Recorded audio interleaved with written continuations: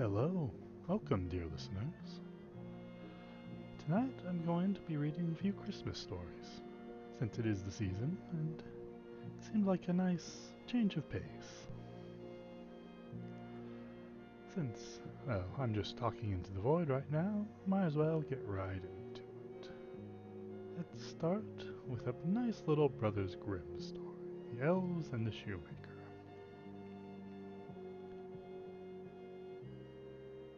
The Elves and the Shoemaker by the Brothers Grimm. The shoemaker, by no fault of his own, had become so poor that he had nothing left but leather for one pair of shoes.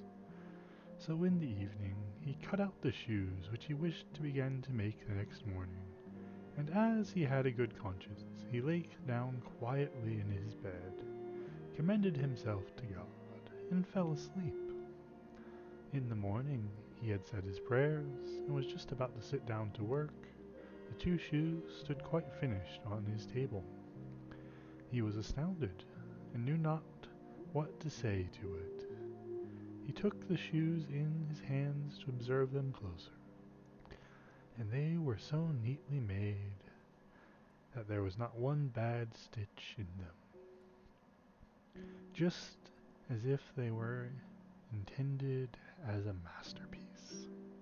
Soon after, a buyer came in, and as the shoes pleased him so well, he paid more for them than was customary, and with the money, the shoemaker was able to purchase leather for two pairs of shoes.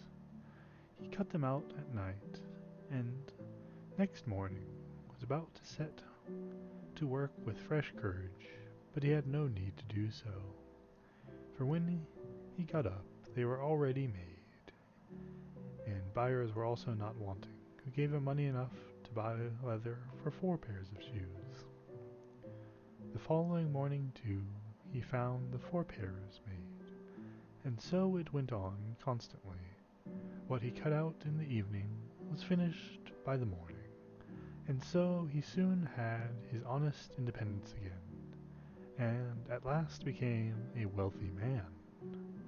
Now it befell one evening, not long before Christmas, when the man had been cutting out, he said to his wife before going to bed, "What think you if we were to stay up tonight to see who it is that lends us this helping hand?"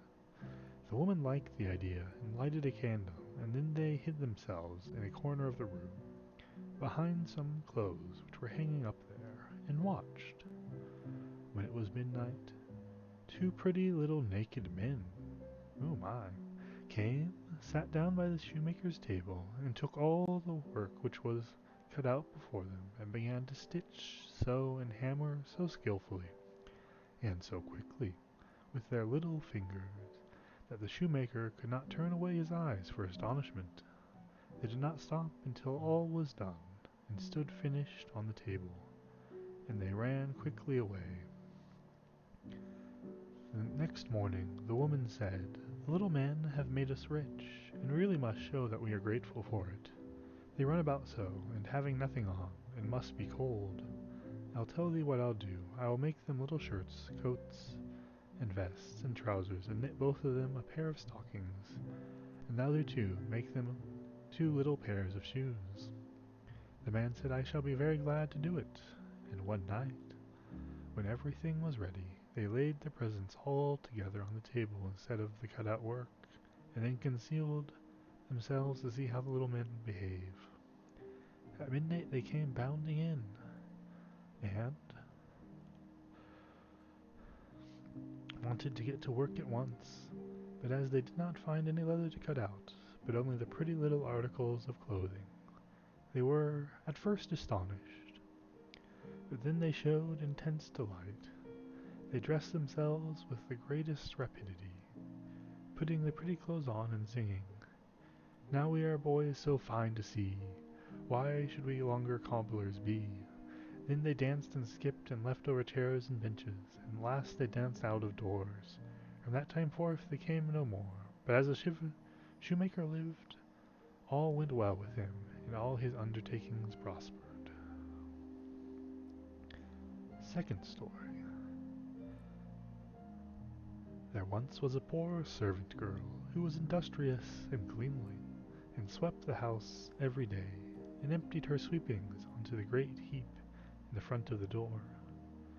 One morning, when she was just going back to her work, she found a letter on this heap, and as she could not read, she put her broom in the corner and took the letter to her master and mistress. Behold, it was an invitation from the elves, who asked the girl to hold the child for them at its christening. The girl did not know what to do, but at length, after much persuasion, as they had told her it was not right to refuse an invitation of this kind, she consented. The three elves came and conducted her to a hollow mountain where the little folks lived, and everything there was small, but more elegant and beautiful than can be described. Baby's mother lay in a bed of black ebony ornamented with pearls, the coverlids embroidered with gold, and the cradle was of ivory, the bath of gold. The girl stood as godmother, and then wanted to go home again, but the little elves urgently entreated her to stay 3 days with them. So she stayed, and passed the time in pleasure and gaiety, and the little folks did all they could to make her happy. At last she set out on her way home. Then at first they filled her pockets quite full of money, and after they had let her out of the mountain again. When she got home, she wanted to begin her work, and took the broom, which was still standing in the corner, in her hand and began to sweep. Then the strangers came out of the house, and asked her who she was and what business she had there. And had she not, as she thought, been 3 days with the little men in the mountain, but 7 years, and in the meantime her former masters had died. I think that's enough for the elves. No, this one's short. I guess I'll do it too. A certain mother's child had been taken away out of its cradle by the elves, and a changeling with large head and staring eyes, which would do nothing but eat and drink, laid in its place. In her trouble she went to her neighbor and asked for her advice. The neighbor said she was to carry the changeling into the kitchen, set it down on the hearth, light a fire, boil some water and 2 eggshells, which would make the changeling laugh. And if he did laugh, it would all be over with him. The woman did everything that her neighbor bade her. When she put the eggshells with water on the fire, the imp said, "I am as old now as the Leicester Forest, but never have I seen anyone boil anything in an eggshell," and he began to laugh at it. And while he was laughing, suddenly came a host of little elves, who brought the right child, and set it down on the hearth, and took the changeling with them.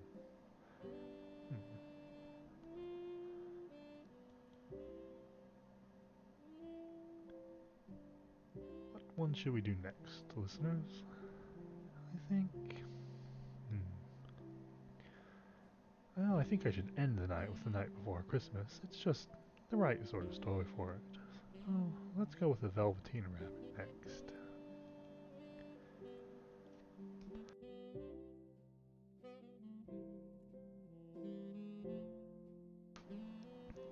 There once was a Velveteen Rabbit, and in the beginning he was really splendid. He was fat and bunchy, as a rabbit should be. His coat was spotted brown and white, and he had real thread whiskers. His ears were lined with pink satin.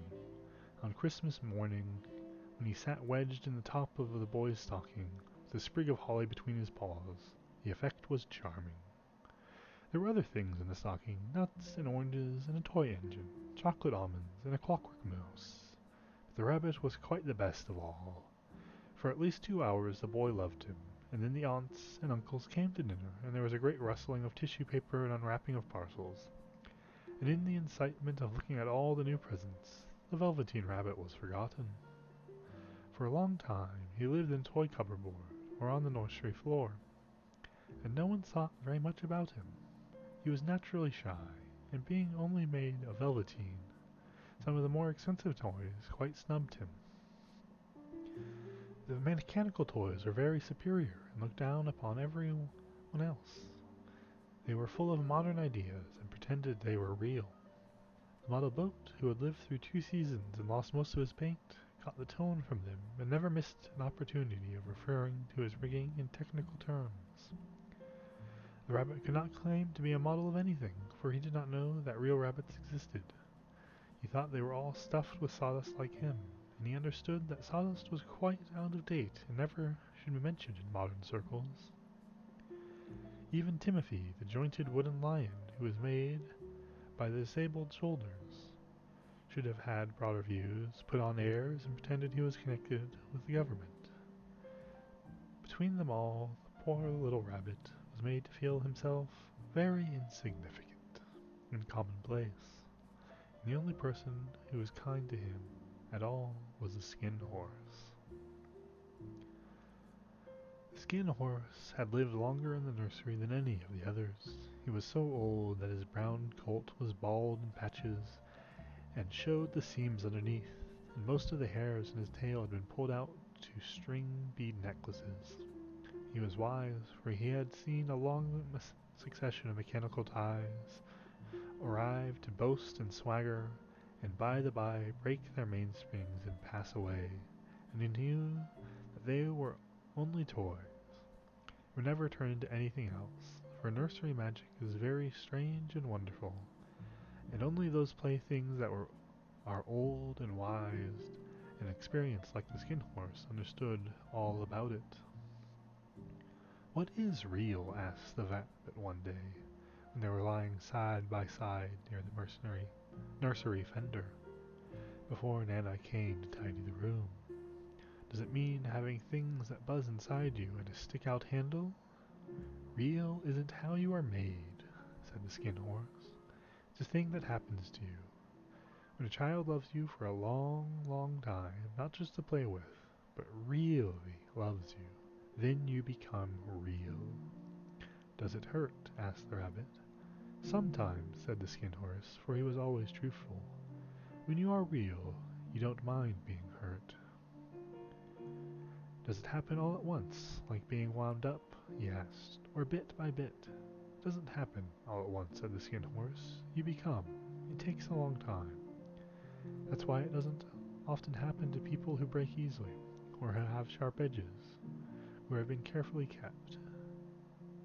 Generally, by the time you are real, most of your hair has been loved off, and your eyes drop out, and you get loose in the joints and very shabby.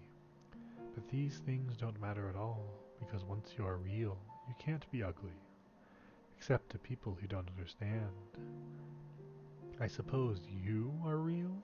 said the rabbit. And then he wished he had not said it, for he thought the skin horse might be sensitive, but the skin horse only smiled. "The boy's uncle made me real," he said. "That was a great many years ago, but once you are real, you can't become unreal again. It lasts for always." The rabbit sighed. He thought it would be a long time before this magic called real happened to him. He longed to become real, to know what it felt like, and yet the idea of growing shabby and losing his eyes and whiskers was rather sad. He wished he could become it without these uncomfortable things happening to him. There was a person called Nana who ruled the nursery. Sometimes she took no notice of the playthings lying about, and sometimes, for no reason whatsoever, she went swooping about like a great wind and hustled them away in cupboards. She called this tidying up, and the playthings all hated it, especially the tin ones. The rabbit didn't mind it so much, for wherever he was thrown, he came down soft. One evening, when the boy was going to bed, he couldn't find the china dog that always slept with him. Nana was in a hurry. It was too much trouble to hunt for china dogs at bedtime, so she simply looked about her, and seeing that the toy cupboard stood open, she made a swoop. "Here," she said, "take your old bunny. He'll do to sleep with you." And she dragged the rabbit out by one ear and put him into the boy's arms. That night, and for many nights after, the Velveteen Rabbit slept in the boy's bed. At first he found it rather uncomfortable, for the boy hugged him very tight, and sometimes he rolled over on him, and sometimes he pushed him so far under the pillow that the rabbit could scarcely breathe. And he missed, too, those long, moonlit hours in the nursery when all the house was silent, and his talks with the skin horse. But very soon he grew to like it, for the boy used to talk to him, and made nice tunnels for him under the bedclothes that he said were like burrows the real rabbits lived in. And they had splendid games together, in whispers, when Nana had gone away to her supper and left the nightlight burning on the mantelpiece. And when the boy dropped off to sleep, the rabbit would snuggle down under his little warm chin and dream, with the boy's hands clasped round him all night long. And so time went on, and the little rabbit was very happy. So happy that he never noticed how his beautiful velveteen fur was getting shabbier and shabbier, his tail coming unsewn, and all the pink rubbed off his nose where the boy had kissed him. Spring came, and they had long days in the garden, for wherever the boy went, the rabbit went too. He had rides in the wheelbarrow, and picnics on the grass, and lovely fairy huts built for him under the raspberry canes, behind the flower border. And once, when the boy was called away suddenly to go out to tea, the rabbit was left out on the lawn till long after dusk, and Nana had to come and look for him with the candle, because the boy couldn't go to sleep unless he was there. He was wet through with the dew and quite earthy from diving into the burrows he had made for him in the flower bed, and Nana grumbled as she rubbed him off with a corner of her apron. "You must have your old bunny," she said. "Fancy all that fuss for a toy." The boy sat up in his bed and stretched out his hand. "Give me my bunny. You mustn't say that. He isn't a toy. He's real." And when the little rabbit heard that, he was happy, for he knew that what the Skin Horse had said was true at last. The nursery magic had happened to him, and he was a toy no longer. He was real, and the boy himself had said it. That night was almost too happy. He was almost too happy to sleep, and so much love stirred in his little stardust heart that it almost burst. And into his boot-button eyes that had long ago lost their polish, there came a look of wisdom and beauty, so that even Nana noticed it next morning when she picked him up and said, "I declare if that old bunny hasn't got quite a knowing expression." That was a wonderful summer. Near the house where they lived there was a wood, and in the long June evenings the boy liked to go there after tea to play. He took the Velveteen Rabbit with him, and before he had wandered off to pick flowers or play at brigades among the trees, he always made the rabbit a little nest somewhere among the bracken, where he would be quite cozy, for he was a kind-hearted little boy, and he liked the bunny to be comfortable. One evening, while the rabbit was lying there alone, watching the ants that run to and fro between his velveteen paws in the grass, he saw two strange beings creep out of the tall bracken near him. They were rabbits like himself, but quite furry and brand new. They must have been very well made, for their seams didn't show at all, and they changed shape in a queer way when they moved. One minute they were long and thin, and the next minute fat and bunchy, instead of always staying the same like he did. Their feet padded softly on the ground. They crept quite close to him, twitching their noses, while the rabbit stared hard to see which side the clockwork stuck out, for he knew that people who jump generally have something to wind them up, but he couldn't see it. They were evidently a new kind of rabbit altogether. They stared at him, and the little rabbit stared back, and all the time their noses twitched. "Why don't you get up and play with us?" one of them asked. "I don't feel like it," said the rabbit, for he didn't want to explain that he had no clockwork. "Ho!" said the furry rabbit. "It's easy as anything," and he gave a big hop sideways and stood on his hind legs. "I don't believe you can," he said. "I can," said the little rabbit. "I can jump higher than anything." He meant when the boy threw him, but of course he didn't want to say so. "Can you hop on your hind legs?" asked the furry rabbit. It was a dreadful question, for the Velveteen Rabbit had no hind legs at all. The back of him was made in one piece, like a pincushion. He sat still in the bracken, and hoped the other rabbits wouldn't notice. "I don't want to," he said again. But the wild rabbits have very sharp eyes, and this one stretched out his neck and looked. "He hasn't got any hind legs," he called out. "Fancy a rabbit without any hind legs," and he began to laugh. "I have," cried the little rabbit. "I've got hind legs. I'm sitting on them." "Then stretch them out and show me, like this." said the wild rabbit. They began to whirl around the dance until the little rabbit got quite dizzy. I don't like dancing. I'd rather sit still, he said. But all the while he was longing to dance, for a funny new tickling feeling ran through him, and he felt he would give anything in the world to be able to jump around like these rabbits did. The strange rabbit stopped dancing and came quite close. He came so close that this time his long whiskers brushed the Velveteen Rabbit's ears, and then he wrinkled his nose and suddenly flapped his ears and jumped backwards. He doesn't smell right, he exclaimed. He isn't a rabbit at all. He isn't real. I am real, said the little rabbit. I am real. The boy said so. And he nearly began to cry. Just then there was a sound of footsteps, and the boy ran past them, and with a stamp of feet and a flash of white tails, the two rabbits disappeared. Come back and play with me, called the little rabbit. Oh, do come back. I know I am real. But there was no answer.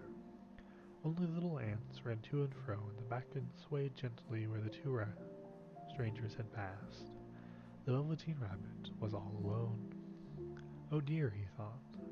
Why did they run away like that? Why couldn't they stop and talk to me? For a long time he lay very still, watching the bracken and hoping they would come back. But they never returned, and presently the sun sunk lower, and the little white moths fluttered out, and the boy came and carried him home. Weeks passed, and the little rabbit grew very old and shabby, but the boy loved him just as much. He loved him so hard that he loved all his whiskers off, and the pink lining to his ears turned gray, his brown spots faded. He even began to lose his shape, and he scarcely looked like a rabbit anymore, except to the boy. To him he was always beautiful, and that was all the little rabbit cared about. He didn't mind how he looked to other people, because the nursery magic had made him real, and when you are real, shabbiness doesn't matter. And then, one day, the boy was ill. His face grew very flushed, and he talked in his sleep.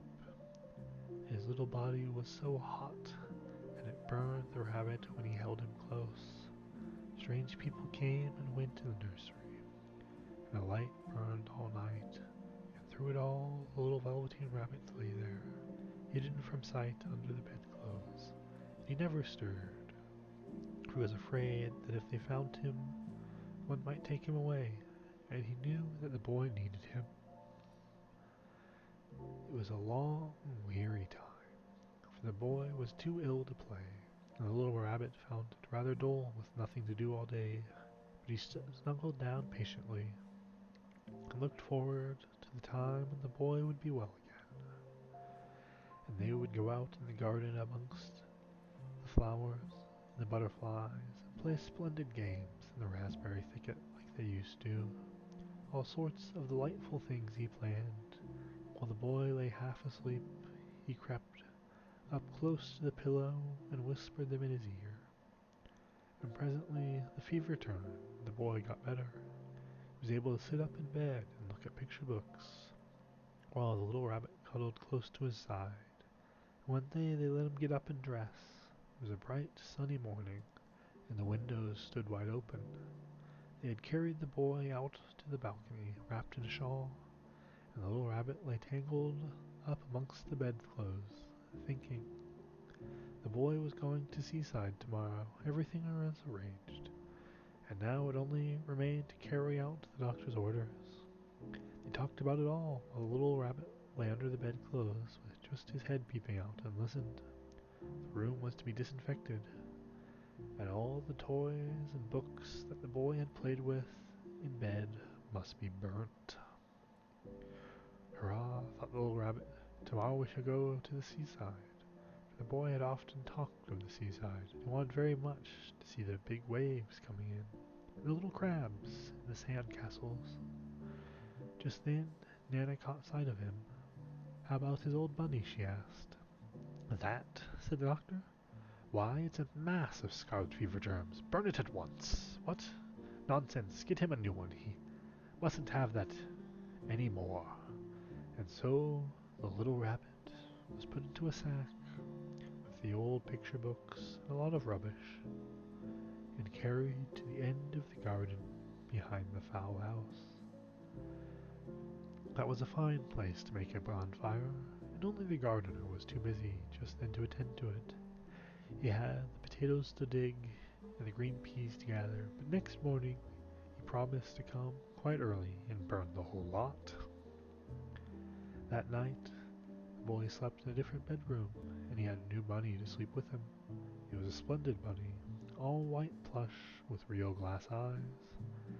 But the boy was too excited to care very much about it, for tomorrow he was going to the seaside, and that in itself was such a wonderful thing that he could think of nothing else.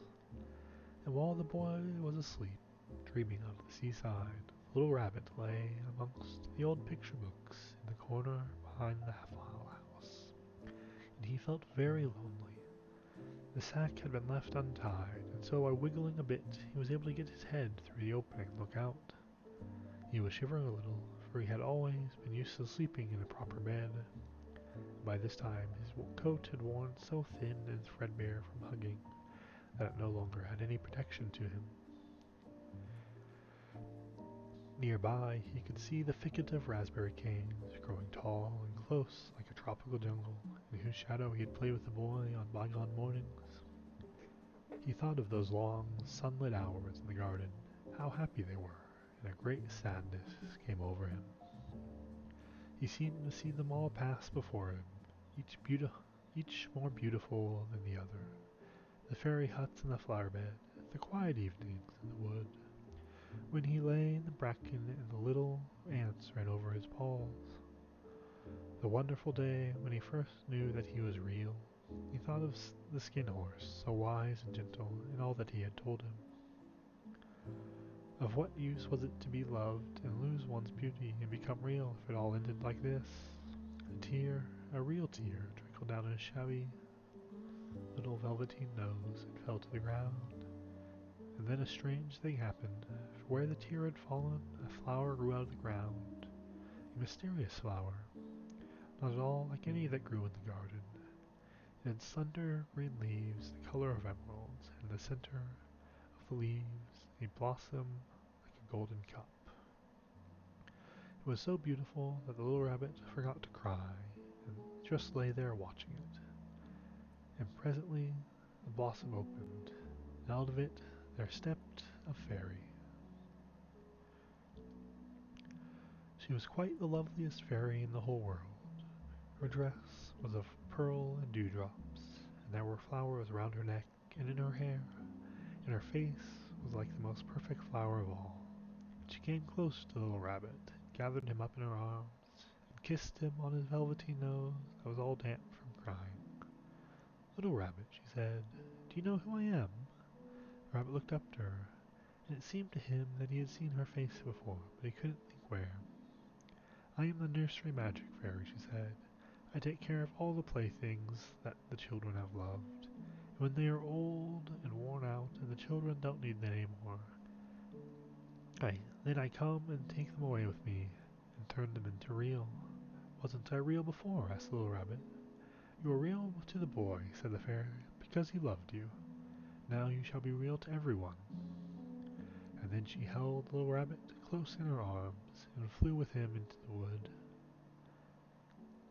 It was light now, for the moon had risen, and all the forest was beautiful, and the fronds of bracken shone like frosted silver. In the open glade between the tree trunks, the wild rabbits danced with their shadows on the velvet grass.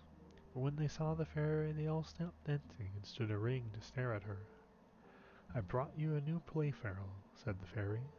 "You must be very kind to him, and teach him all he needs to know in Rabbitland, for he is going to live with you forever and ever." And she kissed the little rabbit again and put him down on the grass. "Run and play, little rabbit," she said. But the little rabbit sat quite still for a moment and never moved, for when he saw all the wild rabbits dancing around him, he suddenly remembered about his hind legs, and he didn't want them to see that he was made all in one piece. He did not know that when the fairy had kissed him that last time, she had changed him altogether and he might have sat there a long time, too shy to move, if then something hadn't tickled his nose, and before he thought what he was doing, he lifted his hind toe to scratch it, and he found that he actually had hind legs, instead of dingy velvety and brown fur, soft and shiny. His ears twitched by themselves, and his whiskers were so long that they brushed the grass. He gave one leap, and the joy of using those hind legs was so great that he went springing about the turf on them, jumping sideways and whirling around as the others did, and he grew so excited that when he at last did stop to look for the fairy, she was gone.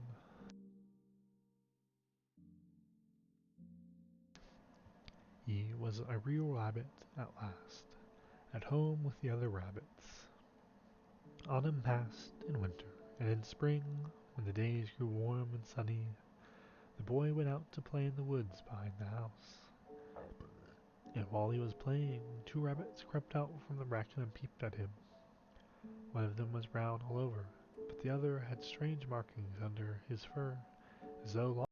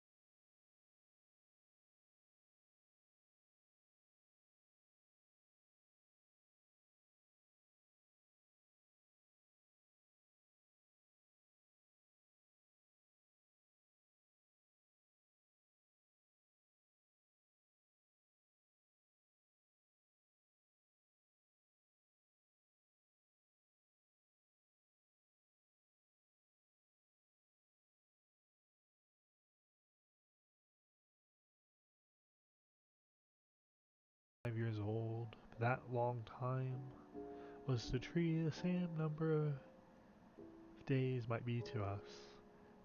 We wake by day and sleep by night, and then we have our dreams. Is different with the tree.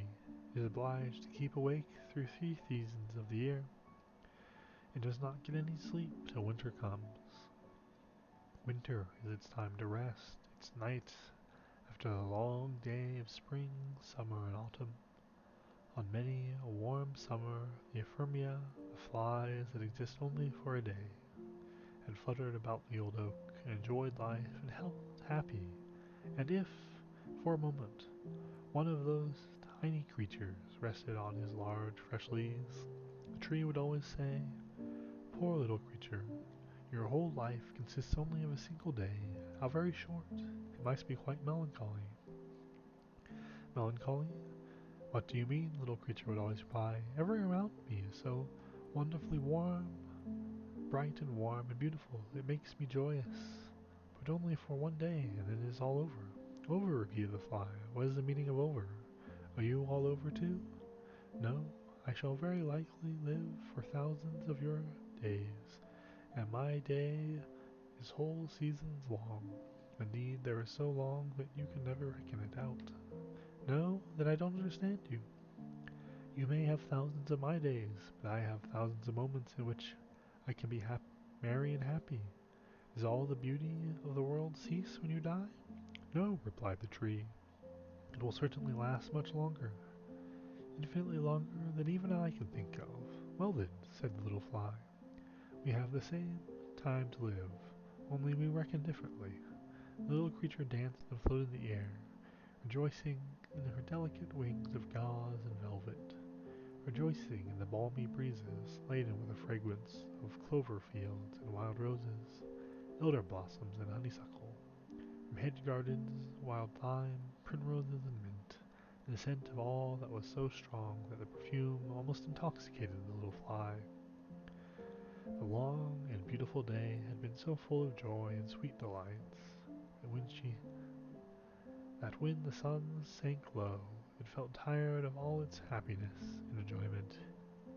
Its wings could sustain it no longer, and gently, slowly, it glided down upon the soft, waving blades of grass, nodded its little head as well as it could nod, and slept peacefully and sweetly. The fly was dead. Poor little Ephemia, said the oak. What a terribly short life. And so, on every summer day, the dance was repeated, the same questions asked, and the same answers given. The same thing was continued for many generations of Ephemia. All of them felt equally merry and equally happy. The oak remained awake through the morning of spring, the noon of summer, and the evening of autumn. Its rest, its night drew nigh, winter was coming. Already the storms were singing, "Good night, good night. Here fell a leaf, and there fell a leaf. We will rock you and lull you. Go to sleep, go to sleep. We will sing you to sleep, and shake you to sleep. And it will do your old twigs good. They will even crackle with pleasure. Sleep sweetly, sleep sweetly. It is your 365th night. Correctly speaking, you are but a youngster in the world. Sleep sweetly, the clouds will drop snow upon you, which will be quite a coverlid, warm and sheltering to your feet. Sweet sleep to you, and pleasant dreams." And there stood the oak, stripped of all its leaves, left to rest during the whole long winter, to dream many dreams of events that had happened in its life, as in the dreams of men. The great tree had once been small, indeed, in its cradle it had been an acorn. According to human computation, it was now in the 4th century of its existence. It was the largest and best tree in the forest. Its summit towered above all the other trees, could be seen far out at sea, so that it served as a landmark to the sailors.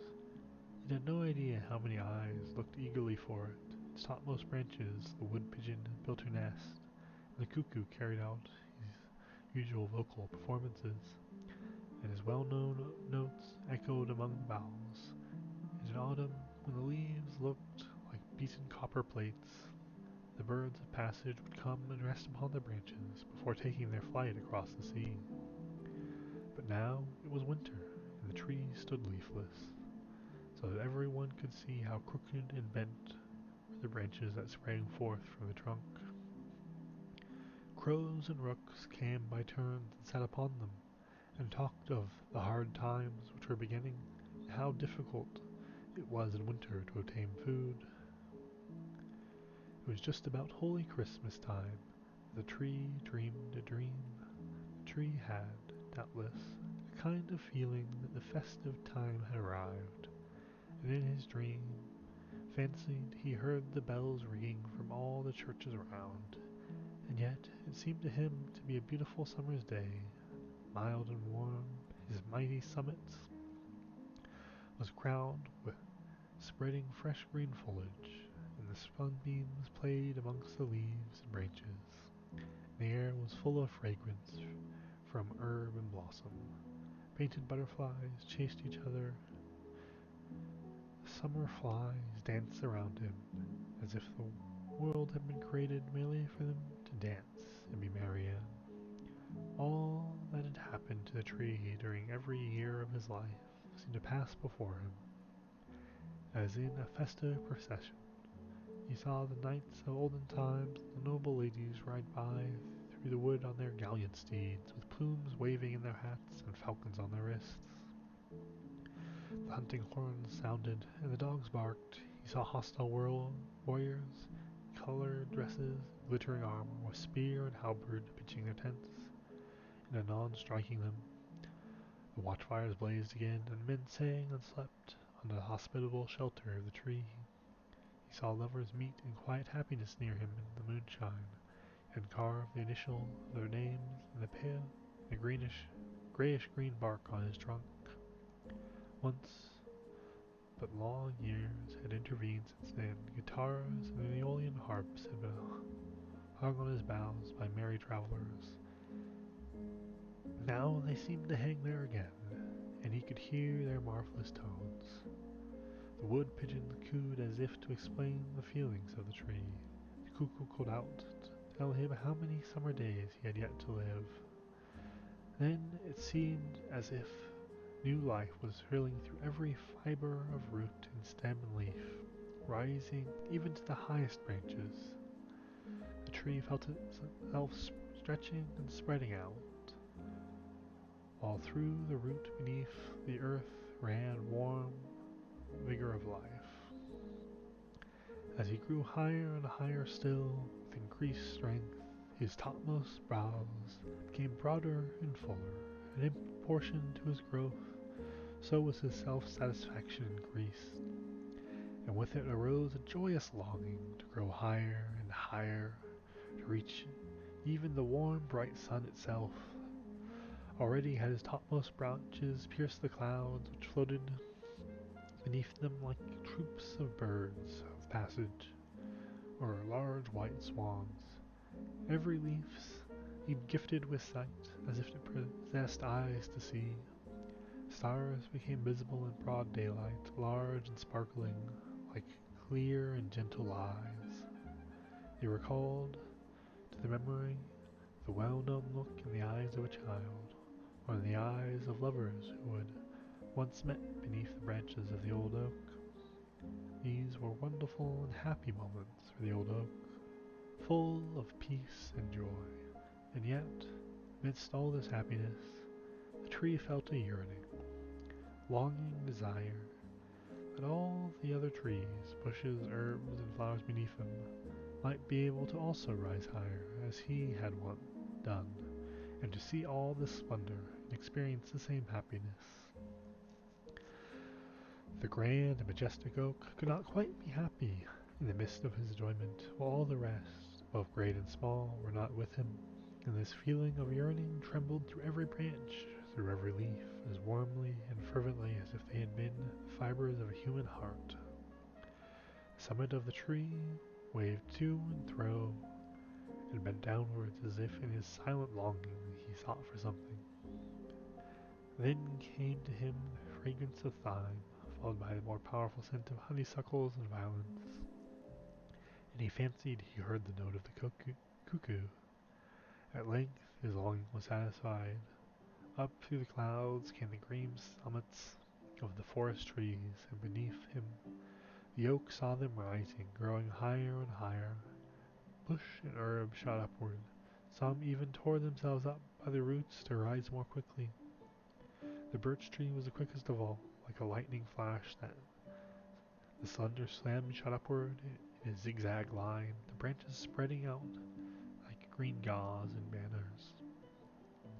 Every native of the wood, even to the brown and feathery rushes, grew with the rest, while all the birds ascended with the melody of song. On a blade of glass that fluttered in the air like a long green ribbon sat a grasshopper, cleaning his wings with his legs. Many beetles hummed, the bees murmured, the birds sang, each in his own way. The air was filled with the sound of song and gladness. "But where is the little blue flower that grows by the water?" asked the oak, "and the purple bellflower and the daisy?" You see, the oak wanted to have them all with him. Here we are," sounded voice and song. "But the beautiful thyme of last summer, where is that? The lilies of the valley, which last year crowned the earth with their bloom, and the wild apple tree with its lovely blossoms, and all the glory of the wood, which has flourished year after year, even what may have but now sprouted forth, could be with us here. We are here, sounded voices higher in the air, as if they had flown there beforehand. Why is this beautiful, too beautiful to be believed, said the oak in a joyful tone. I have them all here, both great and small. Not one has been forgotten. Can such happiness be imagined? It seemed almost impossible. In heaven, with the eternal God, it can be imagined, and it is possible, sounded the reply through the air. And the old tree, as it grew still, upwards and onwards, felt that his roots were loosening themselves from the earth. It is right so, it is best, said the tree. No fetters hold me now. I can fly up to the very highest point in light and glory, and all I love are with me, both small and great. All, all are here. Such was the dream of the old oak, and while he dreamed, a mighty storm came rushing over the land and sea at the holy Christmas time. The sea roiled in great billows towards the shore, and there was a cracking and a crashing heard in the tree. The root was torn from the ground just at the moment when in his dream he fancied it was being loosened from the earth. He fell. His 365 years were passed as the single day of the Ephemia. On the morning of Christmas Day, when the sun rose, the storm had ceased. From all the churches sounded the festive bells, and from every hearth, even the smallest hut, rose smoke into the blue sky, like the smoke from the festive thanks offerings on the Druids' altars. The sea gradually became calm, and on board a great ship that had withstood the tempest during the night, all the flags were displayed, as a token of joy and festivity. The tree is down, the old oak, our landmark on the coast, exclaimed the sailor. It must have fallen in the storm of last night. Who can replace it? Alas, no one. This was a funeral oration over the old tree, short but well meant.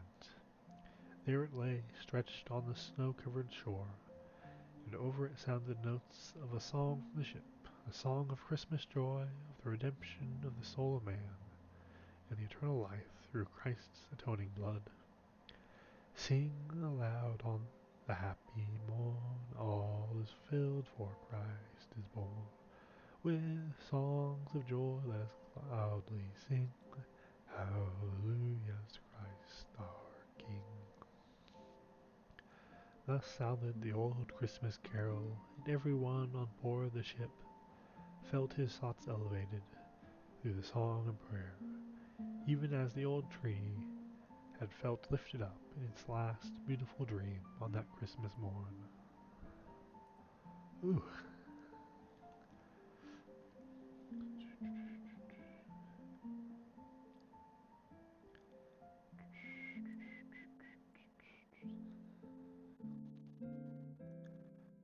Let's go with Christmas Greetings from a Fairy to a Child by Lewis Carroll.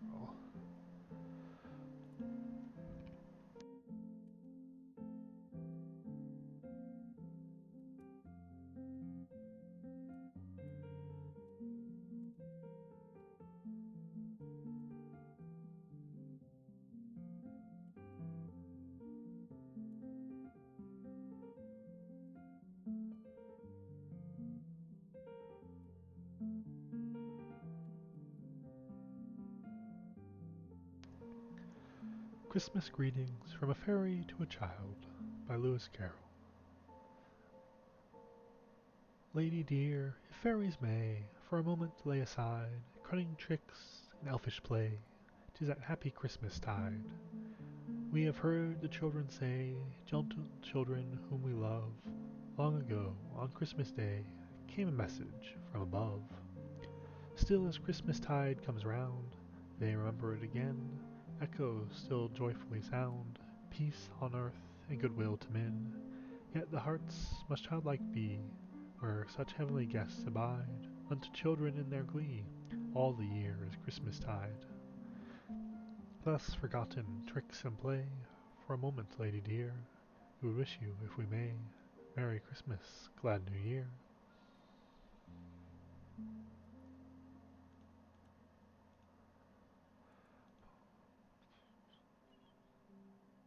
Let's see.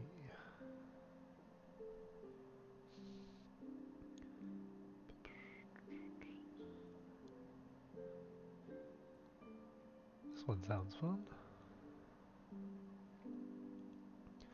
Night After Christmas by Anonymous.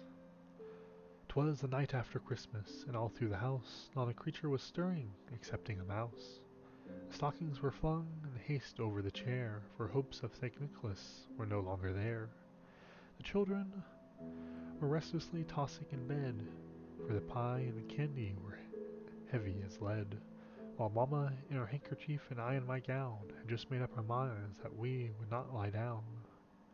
When out on the lawn there rose such a clatter, I sprang from my chair to see what was the matter. Away to the window I went in a dash, opened the shutter and threw up the sash. The moon on the breast of the new-fallen snow gave the luster of noonday to objects below, when what to my long anxious eyes should appear but a horse and a sleigh, both old-fashioned and queer, with a little old driver so solemn and slow. I knew at a glance it must be Dr. Blow. I drew in my head and was turning around, when upstairs came the doctor with scarcely a sound. He wore a thick overcoat made long ago, and the beard on his chin was white with the snow. He spoke a few words and went straight to his work. He felt all the pulses and then turned with a jerk, and laying his finger alongside of his nose, with the nod of his head, to the chimney he goes.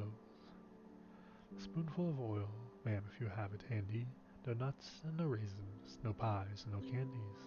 These summer young stomachs cannot well digest all the sweets that they get. Toys and books are the best. But I know my advice will not find many friends, for the custom of Christmas the other way trends.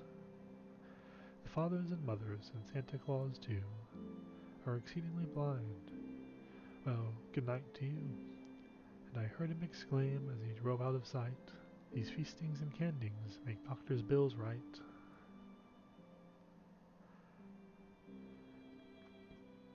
Hello, Chin? Greetings. Hope you're having a good Christmas time.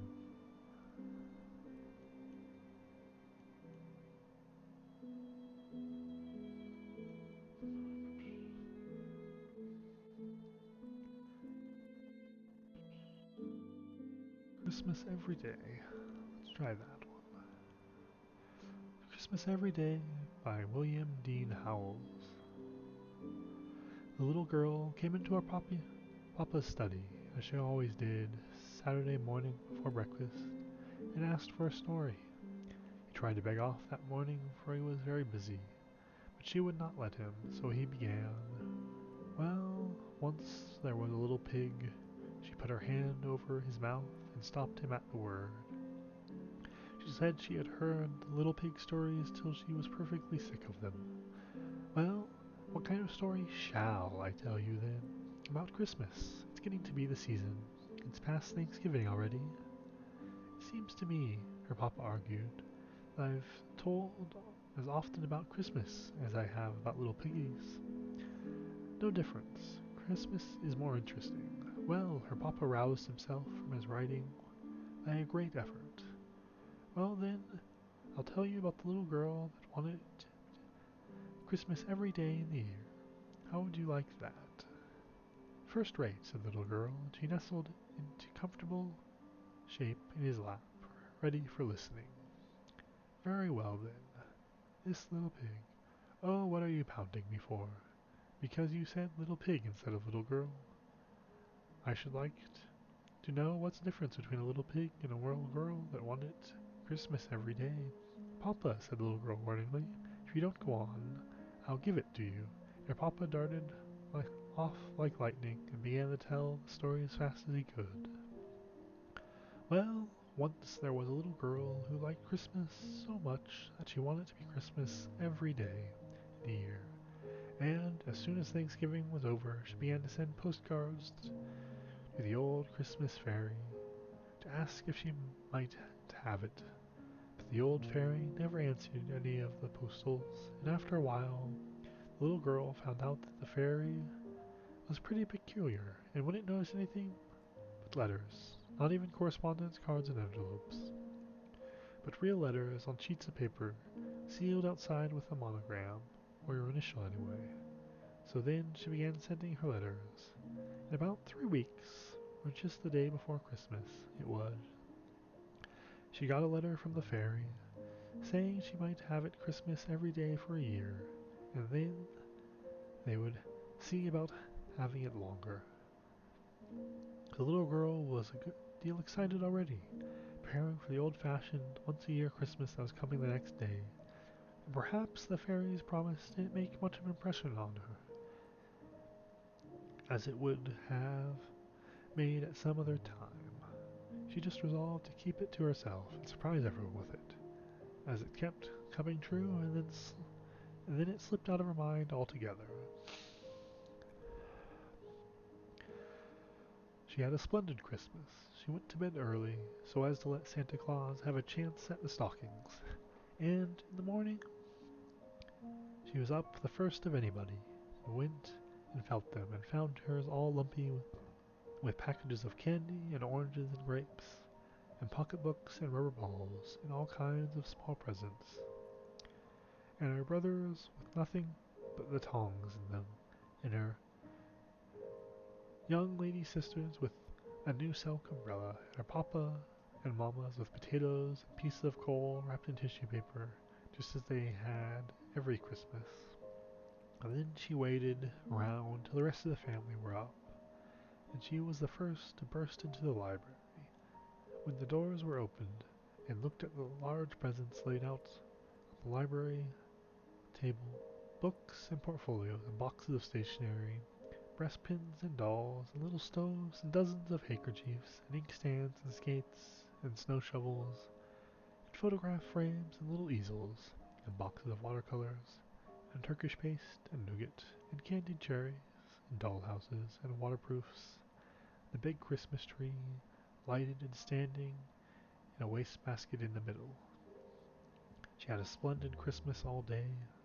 She ate so much candy that she did not want any breakfast, and the whole forenoon the presents kept pouring in that the expressman had not had time to deliver the night before.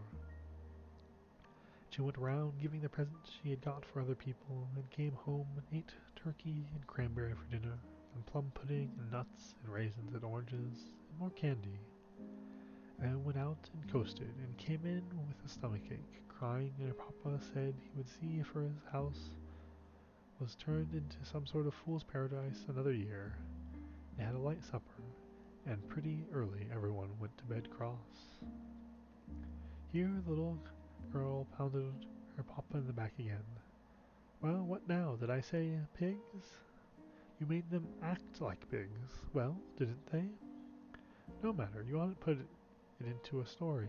Very well then, I'll take it all out. Your father went on. The little girl slept very heavily, and she slept very late, but she was wakened at last by the other children dancing around her bed with their stockings full of presents in their hands. What is it? Said the little girl, and she rubbed her eyes and tried to rise up in bed. Christmas, Christmas, Christmas, they all shouted, waving their stockings. Nonsense, it was Christmas yesterday. Her brothers and sisters just laughed. We don't know about that, it's Christmas today anyway. You come into the library and see. Then, all at once, it flashed on the little girl that the fairy was keeping her promise, and her year of Christmases was beginning. She was dreadfully sleepy, but she sprang up like a lark that had overeaten itself and gone to bed cross, and darted into the library. There it was again, books and folios and boxes of stationery and breastpins. You needn't go over it all, Papa. I guess I can remember just what was there, said the little girl. Well, there was the Christmas tree blazing away, and the family picking out their presents, but looking pretty sleepy. Her father perfectly puzzled, and her mother ready to cry. I'm sure I don't see how I'm to dispose of all these things, said the mother, and her father said it seemed to him that they had something just like it the day before, but he supposed he must have dreamed it, and this struck the girl as the best kind of joke, and so she ate so much candy she didn't want any breakfast, and went around carrying presents, and had turkey and cranberry for dinner, and then went out and coasted and came in with a, Papa? Well, what now? What did you promise, you forgetful thing? Oh yes. Well, the next day, it was just the same thing over again, with everyone getting crosser. At the end of a week's time, so many people had lost their tempers that you could pick up lost tempers anywhere. They were perfectly strewed the ground, and when people tried to recover their tempers, they usually got somebody else's. It made the most dreadful mix. The little girl began to get frightened, keeping the secret all to herself.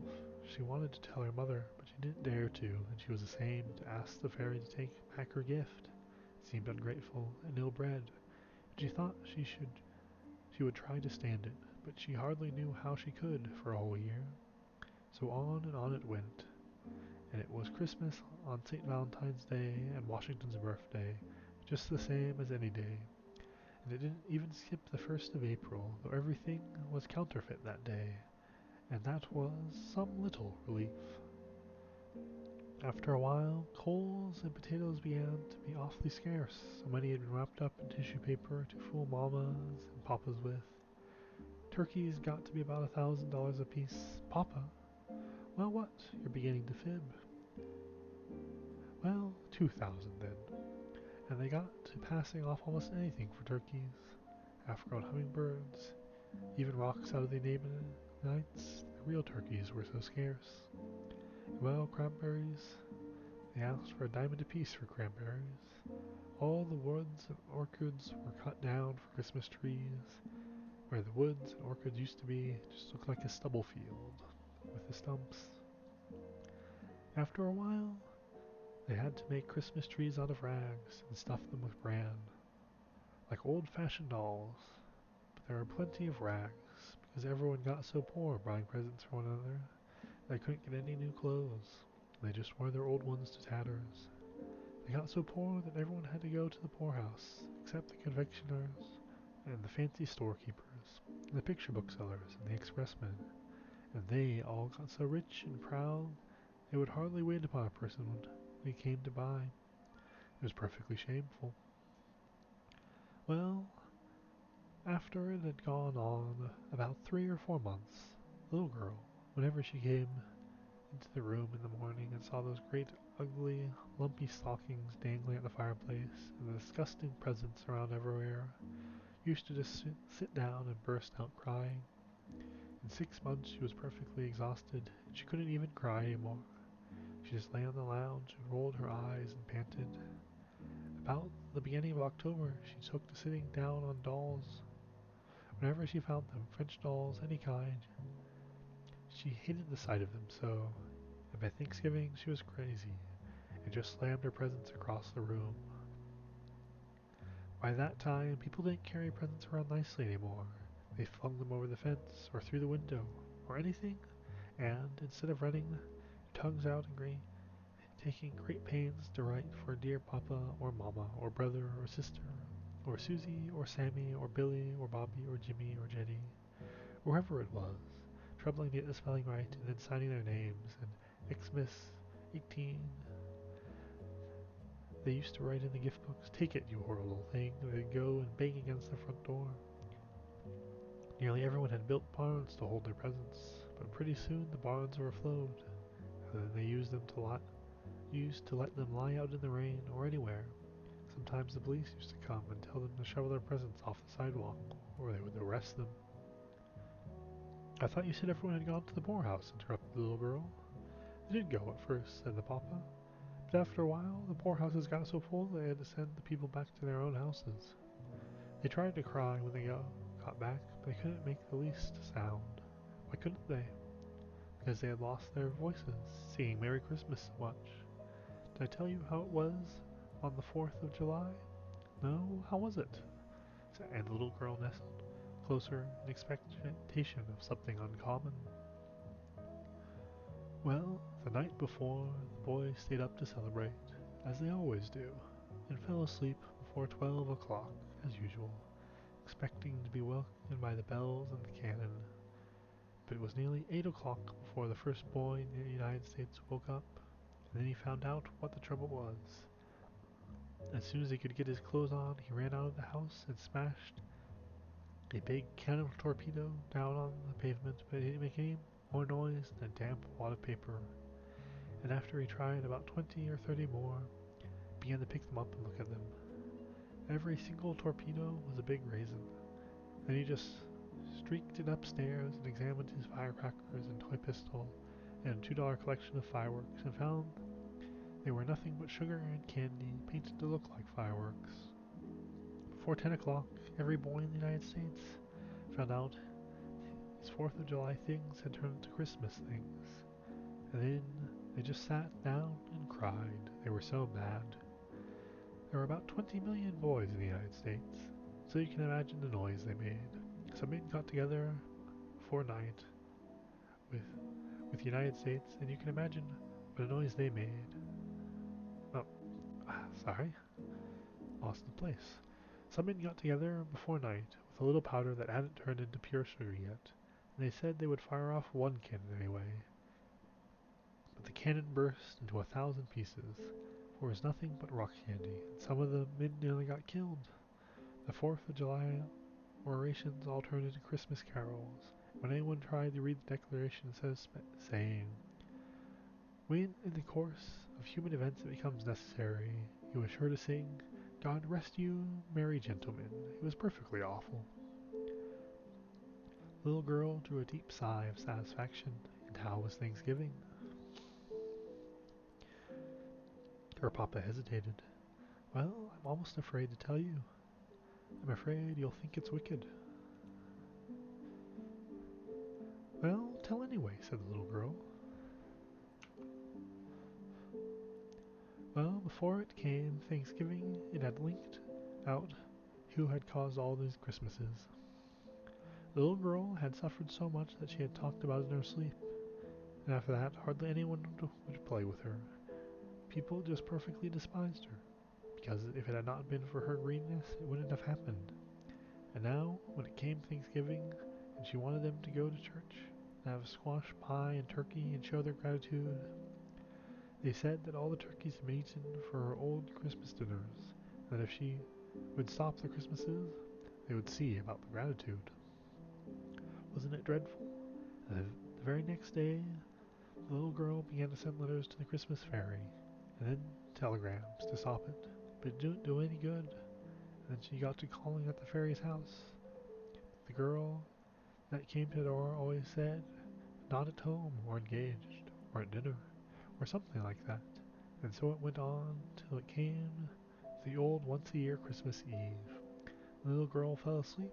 When she woke up in the morning, she found it was all nothing but a dream, suggested the little girl. No, indeed, it was all every bit true. Well, what did she find out then? Why, that it wasn't Christmas at last, and wasn't ever going to be any more. Now it's time for breakfast. The little girl held her popper fast around the neck. "You shan't go if you're going to leave it so."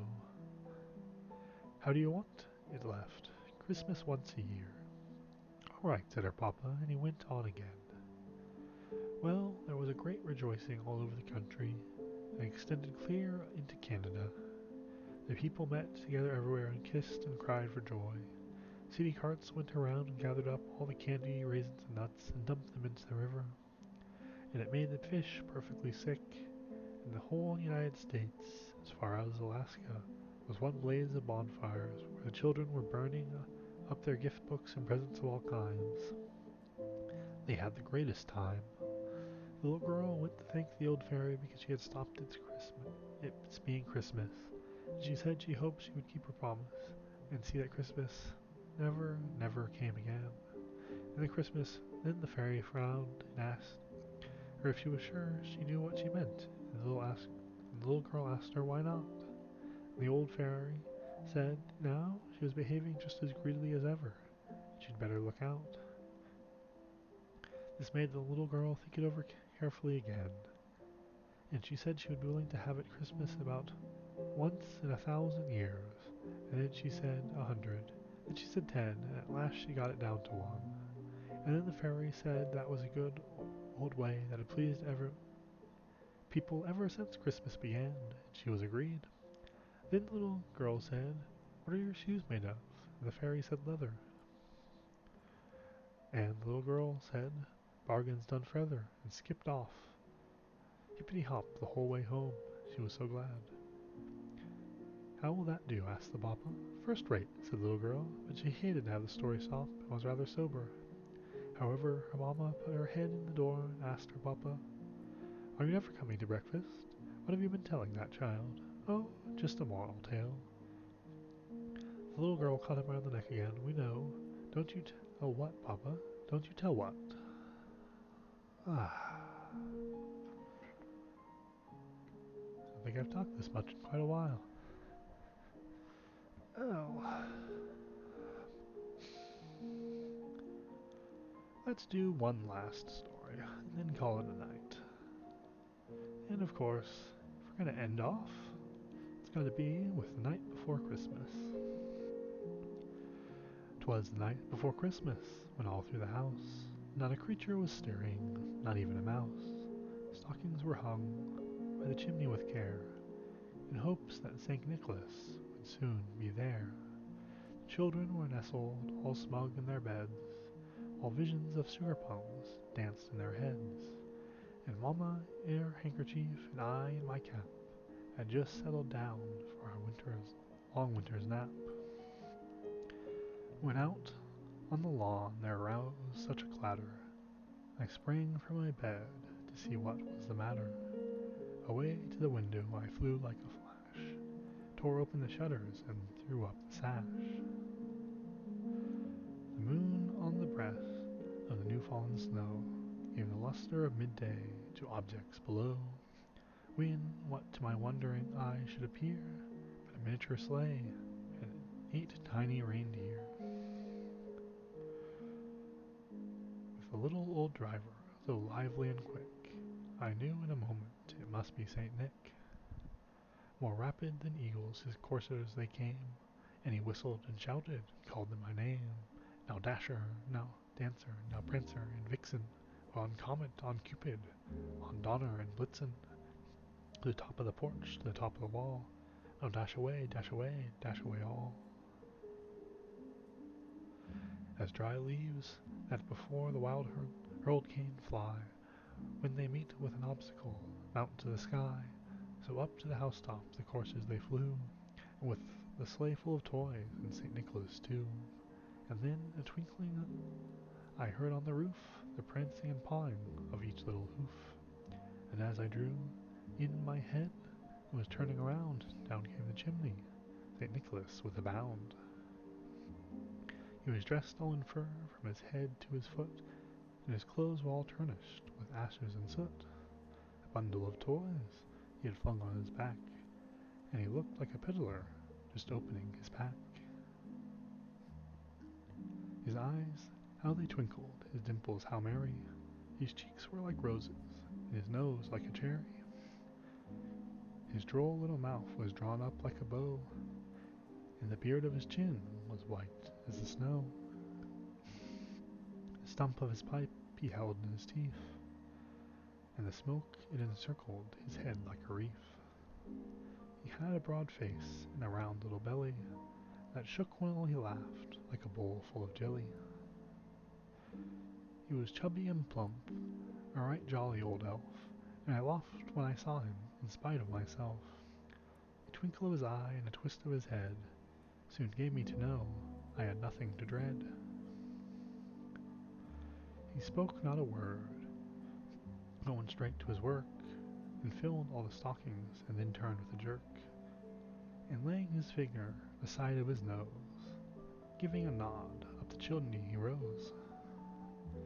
He sprang to his sleigh, to his team gave a whistle, and away they all flew like the down of a thistle. But I heard him exclaim, ere he drove out of sight, Happy Christmas to all, and to all a good night. Well, I hope you all enjoyed this little Christmas time stories. I'm gonna call it a night now, but let's see about who we can raid.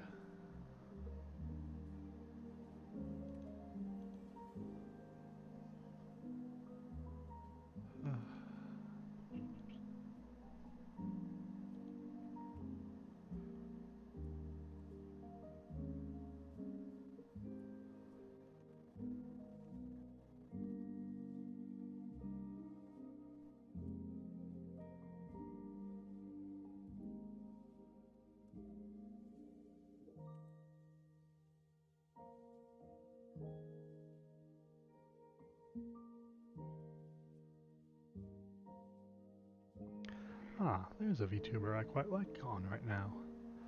Oh, please be nice to him. He's quite a lovely fellow. Alright. Have a good night, everyone.